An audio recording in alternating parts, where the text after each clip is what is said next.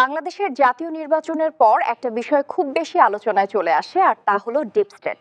এবং এই deep state এর আগেও বহুবার আলোচনায় এসেছে। বাংলাদেশ জাতীয় নির্বাচনে ডিপ স্টেটের সরাসরি ভূমিকা বা ষড়যন্ত্রের গুঞ্জন উঠেছে এবং এটি প্রবলভাবেই আলোচনায় এসেছে। তাই এটিকে আমরা কোনোভাবে উড়িয়ে দিতে চাই না।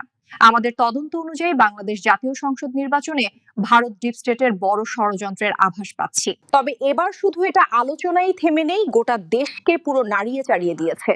ডিপ স্টেট বাংলাদেশের রাজনীতিতে ভয়াবহ থাবা বসিয়েছে।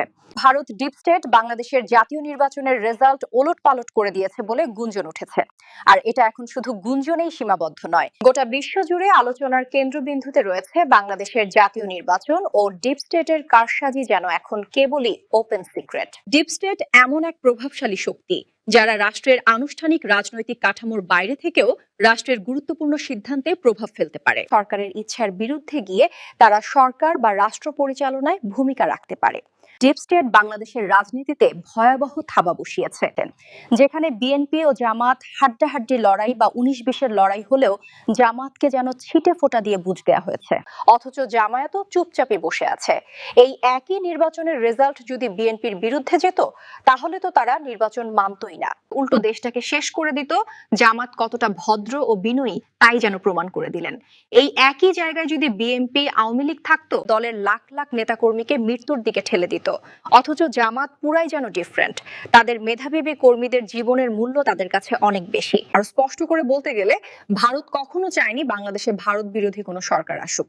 তাই জামাতকে ক্ষমতায় না আসতে যা যা করা দরকার ভারত তাই করেছে, যাতে করে কোনো ইসলামী মৌলবাদী দল ভারতের জন্য যারা হুমকি, যার উত্তরণ ভারতের জন্য অত্যন্ত জরুরি হয়ে পড়েছে, যা কোনো ইসলামিক মৌলবাদী দল আসলে অমুসলিম দেশের সাথে সম্পর্ক ভালো তো দূরের কথা, আরো ভয়াবহ হয়ে উঠবে।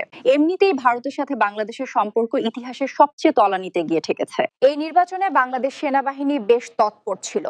এমন কোনো মানুষ নাই যারা সেনাবাহিনীর ধাওয়া বা আক্রমণের শিকার হয়নি। বাংলাদেশের মিডিয়া, প্রশাসন সবকিছু এবার ডিপ স্টেট দ্বারা নিয়ন্ত্রিত হয়েছে।